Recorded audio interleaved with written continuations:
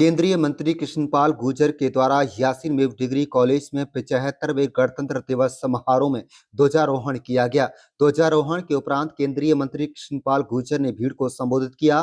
कड़ाके की ठंड और घने कोहरे के बीच 75वां गणतंत्र दिवस समारोह बड़े ही हर्षोल्लास और धूमधाम से मनाया गया।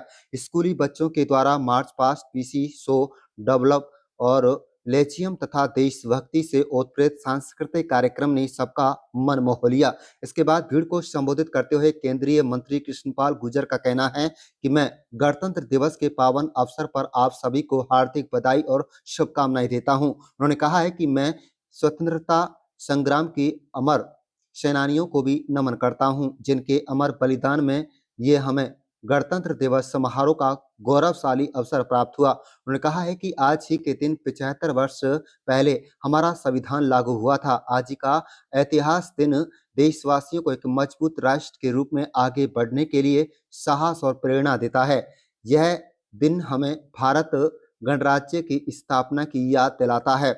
इस दिन हम उन महापुरुषों को भी याद करते हैं जिन्होंने भारत को स्वतंत्रता दिलाने और भारतीय संविधान को लागू करने में महत्वपूर्ण भूमिका निभाई थी। उनकी बदौलत ही भारत आज एक गणराज्य देश कहलाता है। राष्ट्रपिता महात्मा गांधी, भगत सिंह, चंद्रशेखर आजाद, लाला लाजपत राय, सरदार वल्लभ भाई पटेल और लाल बहादुर शास्त्री, पंडित दीनदयाल उपाध्याय जैसे महापुरुष और स्वतंत्रता सेनानियों देश की आजादी के लिए अपने प्राणों की आहुति दी थी। उन्होंने कहा है कि उन्होंने अपने भाषण में श्री राम मंदिर के उद्घाटन का भी जिक्र किया। उन्होंने कहा है कि सदियों की प्रतीक्षा और सदियों का अद्भुत धैर्य, अगणित बलिदान, त्याग और तपस्या के बारे में हमें प्रभु श्री राम का मंदिर अयोध्या में स्थापित हुआ है। हमारे प्रधानमंत्री नरेंद्र मोदी के प्रयासों के फलस्वरूप 22 जनवरी 2024 का सूरज देश में एक अद्भुत हवा लेकर आया। केंद्रीय मंत्री ने हरियाणा के सैनिकों और अर्धसैनिक बलों के जवानों को अनुग्रह राशि 20 लाख रुपए से बढ़ाकर 50 लाख रुपए करने, आईआईटी ब्लास्ट में शहीद होने वाले अनुग्रह राशि 20 लाख रुपए से बढ़ाकर 50 लाख रुपए की गई। अब तक शहीदों की 367 आश्रितों को अनुकंपा के आधार पर नौकरी दी गई। उन्होंने कहा है कि गरीबों के लिए 36,000 से अधिक मकान बनाए गए, जबकि 16,000 मकान बनाए जाने हैं। हम हर गरीब को राशन दे रहे हैं। गरीबों को प्राइवेट स्कूल में पढ़ने का सपना साकार करने के लिए चिराग योजना चलाई गई है। कुल मिलाकर कृष्णपाल गुर्जर ने चिरायु कार्ड, बीपीएल कार्ड, विधवा, दिव्यांग पेंशन, शादी का शगुन इत्यादि योजनाओं का जिक्र करते हुए मेरी फसल मेरा ब्यौरा, मेरी पानी मेरी विरासत, मुख्यमंत्री बागवानी बीमा योजना इत्यादि योजनाओं के बारे में विस्तार पूर्वक चर्चा की। कृष्णपाल गुर्जर ने केंद्र व राज्य सरकार की बहुत सारी योजनाओं के बारे में विस्तार पूर्वक संबोधन दिया। इस उपरांत स्वतंत्रता सेनानी, विधवाओं व उनके परिजनों को सम्मानित भी किया गया। इसके बाद सभी विभागों के विकास और प्रसिद्ध करती हुई झांकियां निकाली गई और बेहतर कार्य करने वाले अधिकारी व कर्मचारियों को प्रशंसा पत्र तथा शॉल इत्यादि देकर सम्मानित किया गया। आप देख रहे हैं मेवात से लियाकत अली की रिपोर्ट। माताओं, बहनों, नौजवान साथियों, जिला प्रशासन के अधिकारीगण, पत्रकार एवं छायाकार बंधुओं और प्यारे बच्चों, गणतंत्र दिवस के पावन पर्व पर मैं आप सभी को हार्दिक बधाई और शुभकामनाएं देता हूं। मैं यहाँ पर उपस्थित सभी स्वतंत्रता सेनानियों का स्वागत और अभिनंदन करता हूं। आज मैं स्वतंत्रता संग्राम के अमर सेनानियों को भी नमन करता हूं, जिनके अमर बलिदानों से हमें गणतंत्र दिवस मनाने का एक गौरवशाली अवसर प्राप्त हुआ। आज ही के दिन 75 वर्ष पहले हमारा संविधान लागू हुआ। आज का यह ऐतिहासिक दिन देशवासियों के लिए एक मजबूत राष्ट्र के रूप में आगे बढ़ने के लिए साहस और प्रेरणा देता है। यह दिन हमें भारत गणराज्य की स्थापना की याद दिलाता है। इस दिन हम उन महापुरुषों को भी याद करते हैं जिन्होंने भारत की स्वतंत्रता दिलवाने और भारतीय संविधान को लागू करने में महत्वपूर्ण भूमिका निभाई। इनकी बदौलत ही भारत एक गणराज्य देश कहलाता है। महात्मा गांधी, भगत सिंह, चंद्रशेखर आजाद, लाला लाजपत राय, सरदार वल्लभ भाई पटेल और लाल बहादुर शास्त्री, पंडित दीनदयाल उपाध्याय जैसे महापुरुषों और स्वतंत्रता सेनानियों ने देश की आजादी के लिए अपने प्राणों की आहुति दी थी। हमारे महान भारतीय स्वतंत्रता सेनानियों ने भारत में पूर्ण स्वराज के लिए लंबे समय तक संघर्ष किया। उन्होंने ऐसा इसलिए किया ताकि उनकी आने वाली पीढ़ियां किसी की गुलाम बनकर न रहे और स्वतंत्र रूप से अपने अधिकारों का निर्वहन कर सके। भाइयों बहनों, हमारे देश के जनतंत्र ने देशवासियों को सामाजिक समरसता तथा जनप्रतिनिधित्व का अधिकार दिया है। स्वतंत्रता के बाद से ही भारत दुनिया में एक बड़ी ताकत के तौर पर अपनी पहचान बनाने में कामयाब रहा है। इसका श्रेय हमारे उन राजनेताओं को, यहाँ के कर्मठ किसान मजदूरों को, कारीगरों को तथा साइंसदानों को जाता है, जिन्होंने दिन रात एक करके इस देश को विकास की गति प्रदान की। आज हमारा भारत देश प्रधानमंत्री श्री नरेंद्र मोदी जी के नेतृत्व में चहुमुखी प्रगति कर रहा है। भाइयों बहनों, सदियों की प्रतीक्षा और सदियों की अभूतपूर्व धैर्य, अनगिनत बलिदान, त्याग और तपस्या के बाद हमारे प्रभु श्री राम के मंदिर अयोध्या में स्थापित हुआ है। हमारे प्रधानमंत्री श्री नरेंद्र मोदी जी के प्रयासों के फलस्वरूप 22 जनवरी 2024 का सूरज देश में एक अद्भुत आभा लेकर आया है। इस दिन अयोध्या में राम मंदिर के भूमि पूजन के बाद से प्रतिदिन पूरे देश में उमंग और उत्साह बढ़ता ही जा रहा है। भगवान राम के प्राण प्रतिष्ठा कार्यक्रम से देशवासियों को सदियों के धैर्य की धरोहर के रूप में श्री राम का मंदिर मिला है। श्री राम के इस काम में कितने ही लोगों ने त्याग तपस्या की प्रकाष्ठा दिखाई है। हम सब उन अनगिनत राम भक्तों के, उन अनगिनत कार सेवकों के तौर पर अनगिनत संत महात्माओं के विनयी हैं। देश की प्रगति के इस सफर में हरियाणा का भी महत्वपूर्ण योगदान है। मुझे ये कहते हुए गर्व है कि हरियाणा भी प्रदेश के सामाजिक आर्थिक विकास को नए आयाम प्रदान किए हैं। शिक्षा, स्वास्थ्य, खेलों में हमने नई ऊंचाइयों को छुआ है। हमारी कितनी नीतियों और योजनाओं का देश के दूसरे राज्य अनुसरण कर रहे हैं। आज भी हरियाणा के नौजवान सेना में भर्ती होना अपनी शान समझते हैं। यही कारण है कि आज भारतीय सेना का हर 10वां जवान हरियाणा प्रदेश से है। हमने शहीदों के बलिदानों का कर्ज तो नहीं चुका सकते, लेकिन उनके परिजनों की देखभाल करके उनके प्रति सम्मान अवश्य जता सकते हैं। इस हिसाब में हमने सैनिक व अर्धसैनिक कल्याण विभाग का गठन किया है। मैं देश की सीमाओं की सुरक्षा करने वाले वीर सैनिकों के प्रति कृतज्ञता व्यक्त करता हूँ। आपको बताना चाहूंगा कि हमारी सरकार ने युद्ध के दौरान शहीद हुए हरियाणा के सैनिकों और अर्धसैनिक बलों के जवानों की अनुग्रह राशि 20 लाख रुपए से बढ़ाकर 50 लाख रुपए कर दी है। इसी प्रकार आईईडी ब्लास्ट में शहीद होने पर भी अनुग्रह राशि 20 लाख रुपए से बढ़ाकर 50 रुपए की गई है। अब तक शहीदों को 367 आश्रितों को अनुकंपा के आधार पर नौकरी प्रदान की गई है। भाइयों बहनों, सुशासन से सेवा के संकल्प के साथ जन सेवा का दायित्व संभालने वाली वर्तमान सरकार ने प्रधानमंत्री श्री नरेंद्र मोदी के सबका साथ सबका विकास और हरियाणा एक हरियाणवी एक के मूल मंत्र पर चलते हुए समस्त हरियाणा और प्रत्येक हरियाणवी की तरक्की और उत्थान के निरंतर कार्य किया है। वर्ष 2024 को संकल्प से परिणाम वर्ष के रूप में मनाया जा रहा है। गीता के कर्म के संदेश की इस पावन हरि की भूमि के इतिहास में धार्मिक असहिष्णुता और हिंसा का कोई स्थान नहीं है। इसी के अनुरूप हम प्रदेश में प्रेम, प्यार और भाईचारे की ब्यार बहाने के लिए निरंतर काम कर रहे हैं।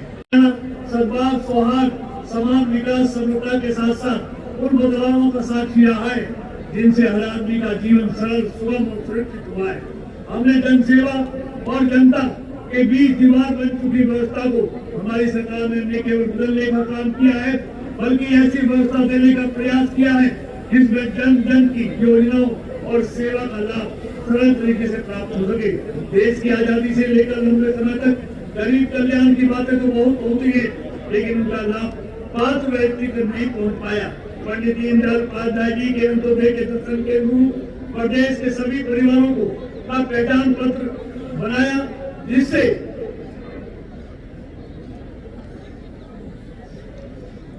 पात्र परिवारों को घर बैठे ही सरकारी योजनाओं का लाभ देना सुनिश्चित किया गया।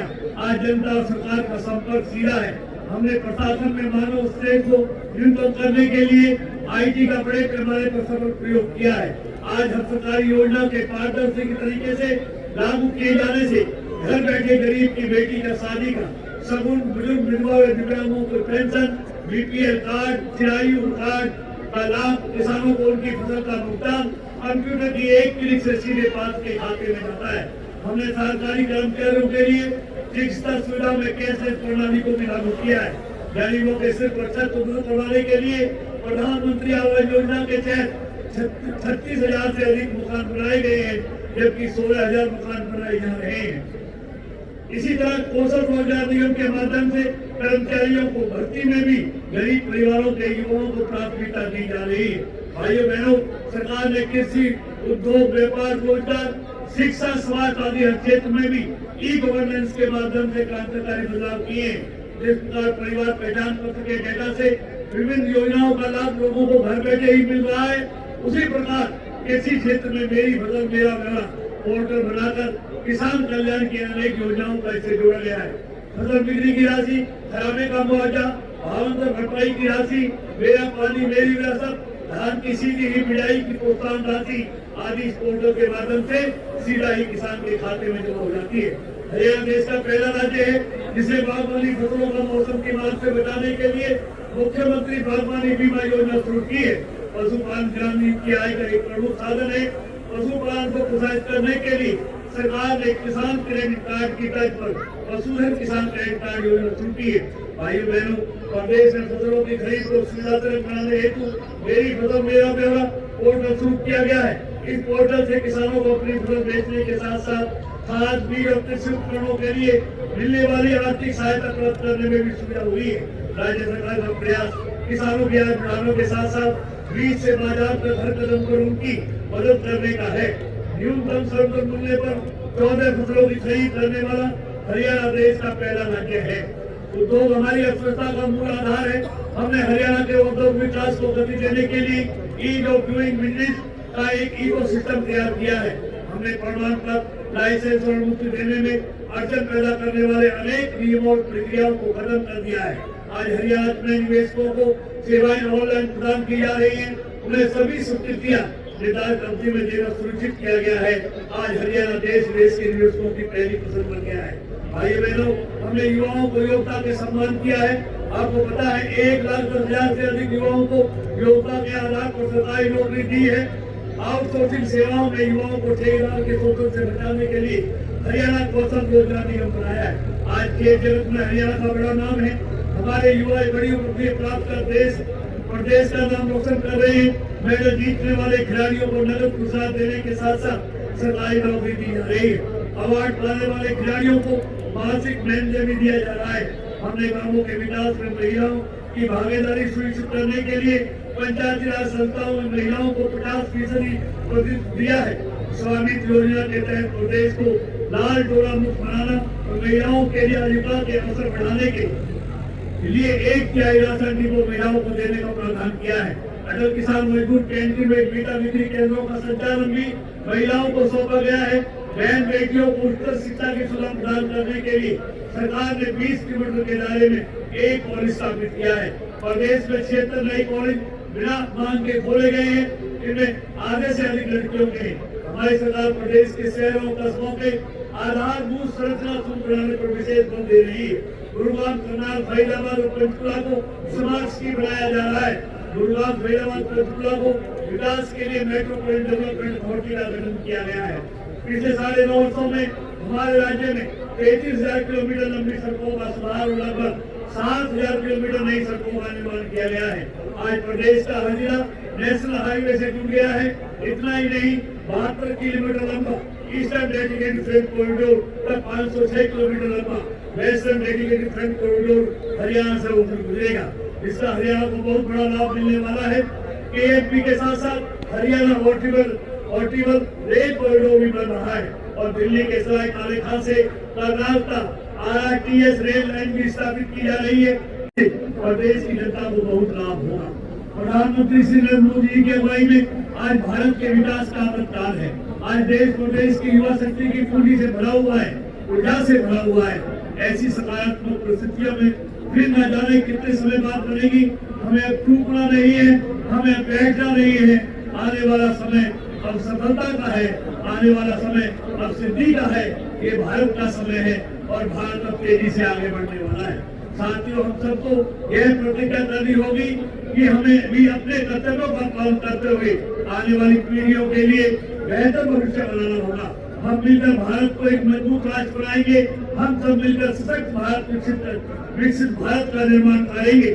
सभी नागरिकों को संविधान के प्रति सजग करेंगे और सबको समान रूप से जीने का अवसर प्रदान करेंगे।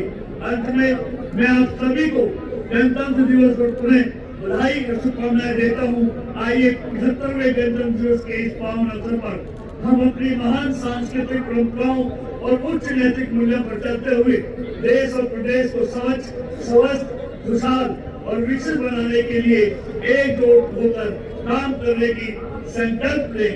जय हिंद, जय हरियाणा। बहुत बहुत